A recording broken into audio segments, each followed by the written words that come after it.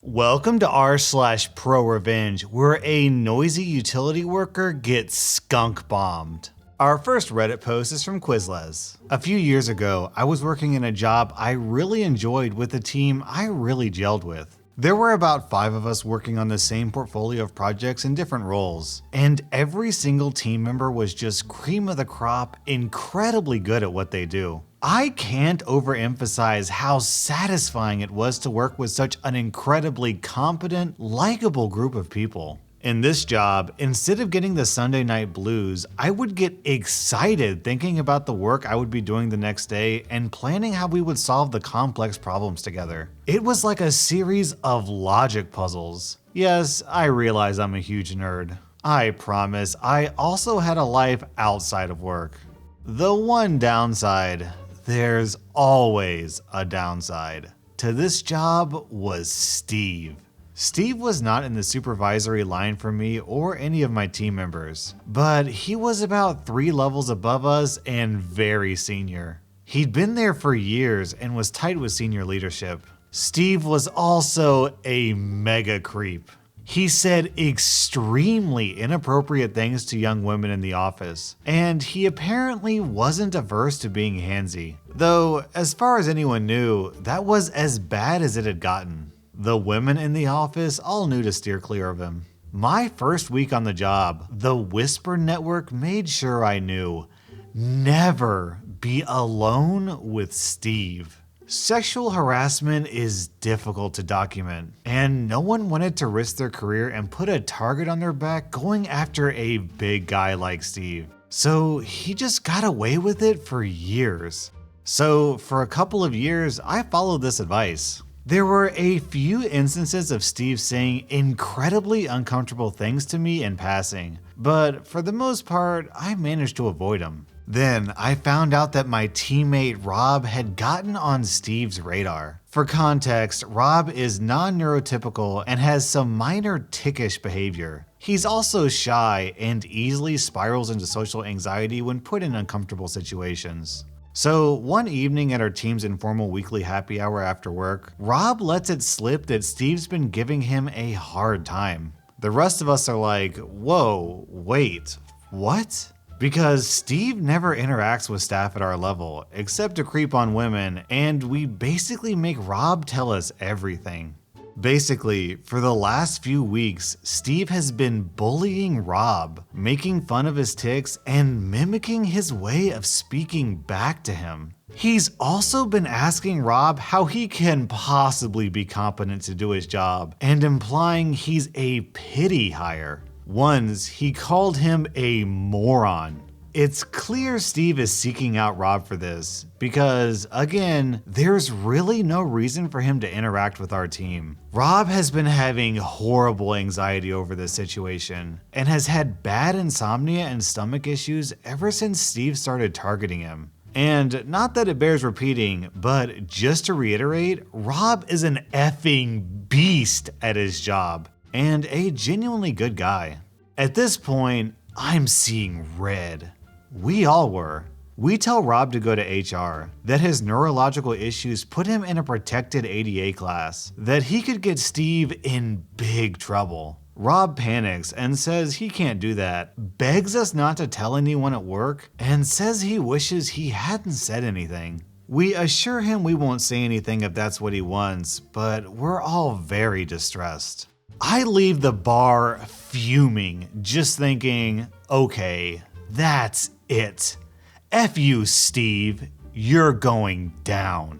I can't tell anyone about what's happening to Rob because I promised him as much. So I start my own paper trail. I start baiting Steve. And I don't mean I behave in any suggestive manner or lead him on. I just stop avoiding him, and I even initiate contact myself. I instant message him through the company's IM system very professionally and politely, asking if a big client will be staying on through the next project cycle. And the floodgates open. He starts sending me outrageously sexual IMs. I mostly don't respond, but I occasionally keep him going by sending extremely literal responses to his innuendo-laden questions or pretending not to understand something suggestive he's saying. Sometimes when he clarifies, I'll outright say, "This isn't appropriate," or "This is making me uncomfortable," or "Please don't say things like that, Steve." But he steamrolls right over me. During this time, I've also been seeing him more in person around the office, and he often says gross stuff to me in person as well. A lot of it is not just inappropriate, but bizarre and nonsensical. "Is it legal to have a butt like that in that skirt?" Lol, what? Every time this happens, I immediately go back to my desk and write down what he said, the date and time, and the names of any witnesses. After about a month and change of this, I compile my creep journal with printouts of the IM conversations and, and take them to my HR rep. I asked to file a sexual harassment complaint against Steve. As soon as the words sexual harassment leave my mouth, my rep instantly gets the head of HR and 2 other reps, and they go through my evidence with me and ask me a ton of questions. The head of HR assures me they'll take my complaints very seriously and asks if I know of any women around the office who have had similar issues with Steve. I'm able to give them several names. They send me on my way, and 2 weeks later, my rep formally reaches out to me and lets me know Steve has been let go. Much jubilation is had around the office. It took a couple of months for me to piece together the whole story, but basically, after my complaint, HR started following up with the names I gave them, both the witnesses to my in-person encounters with Steve and the other women he'd harassed. They corroborated what I told HR, and then, through them, word started spreading around the office that HR was conducting a sexual harassment investigation against Steve. This emboldened at least 15 different women who'd been biting their tongues about Steve for ages to come forward and tell their own Steve stories. The worst story was from a junior staff member who Steve had sexually assaulted at a company party the year prior.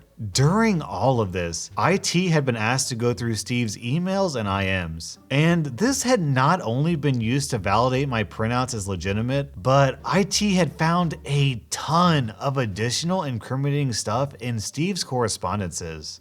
Somewhat frustrating, Steve received an extremely generous severance package as part of his termination. But on the bright side, word got around the industry quickly, and Steve was poison at that point.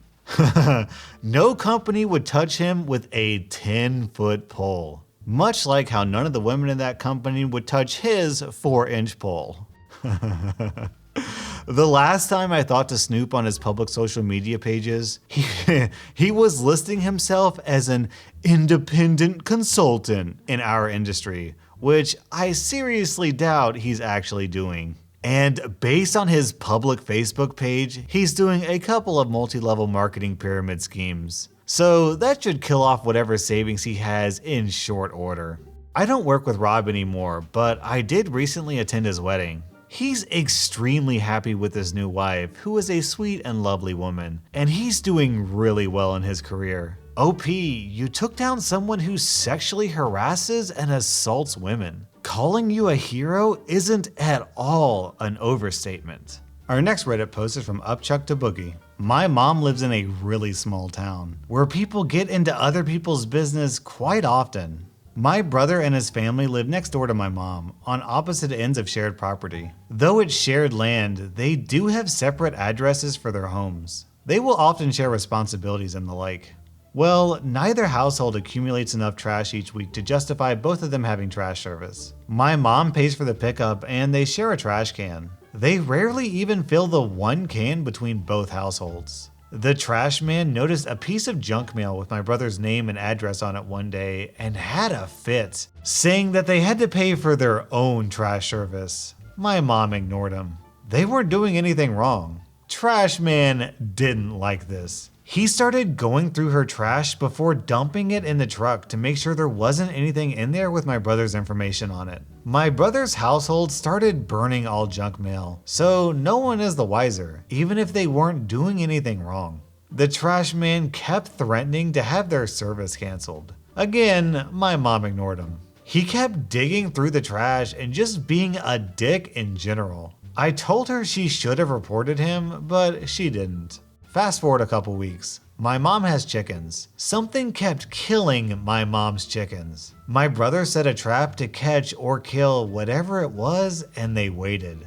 A few days later, the culprit of the chicken killing was caught.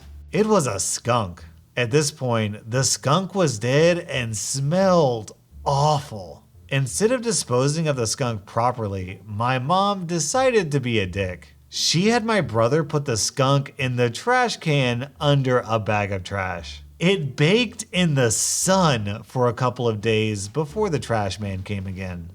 Mom stood outside and watched as the smug trash man opened the can to dig through it and gagged from the stench of the dead, recently sprayed skunk. I don't think my mom had ever been so proud of herself. The trash man stopped digging through the trash and stopped making threats after that though.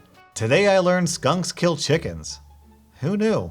Our next Reddit post is from Yazdan. Last summer, I was at a cousin's wedding. His bride and her family had been close with ours since before I was born, and the couple had known each other since they were toddlers. So it was a particularly exciting event for both sides of the family.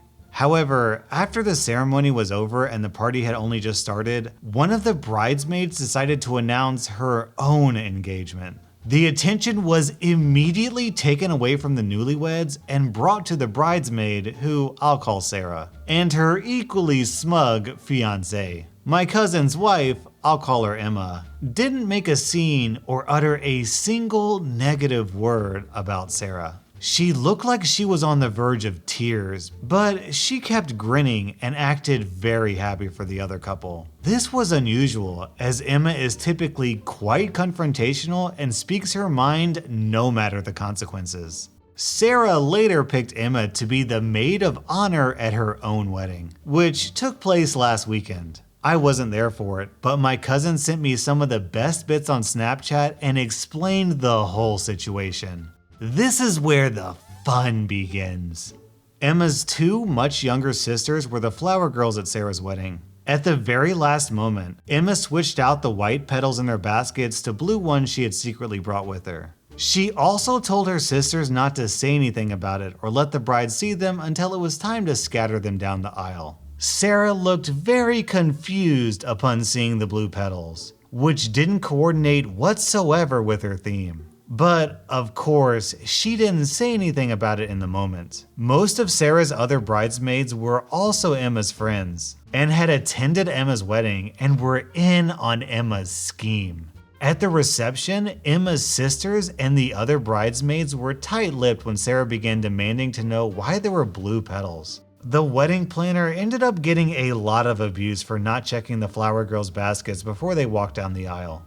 Finally, it was time for the speeches. The speeches took place in front of a massive screen, displaying a loop of photos with Sarah and her husband, which had been compiled by Emma.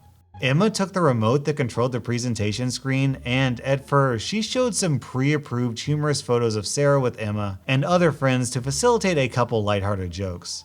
Then, at the very end, Emma said to Sarah that she must be wondering why there were blue petals instead of white ones originally planned. That was when Emma displayed the last slide from her presentation. Emma announced in front of everyone that she was 5 months pregnant, and that she just discovered the baby was a boy, hence the blue petals. The last slide? Her ultrasound picture. There were shocked yells and gasps. Sarah had a fit, but those involved in the scheme cheered so loudly that I sincerely regret watching the Snapchat recording with headphones. Apparently, Sarah had been very nasty to her bridesmaids before, driving several of them away and forcing the others to pay ridiculous amounts of money for dresses. Emma and my cousin were eventually thrown out of the party, but they were all smiles. Sarah's fuming mother went to confront her outside, and Emma retorted with, "Gentle, gentle, I'm pregnant." I reckon Sarah doesn't speak to the majority of these bridesmaids anymore. I feel like somewhere on Reddit with several thousand downvotes is a post on entitled parents that reads, "Entitled pregnant woman ruins my wedding." That was r/ProRevenge, and if you enjoy my content and want to support my channel, please consider checking out my merch store. We've got a Yugo plushie as well as official r/t-shirts.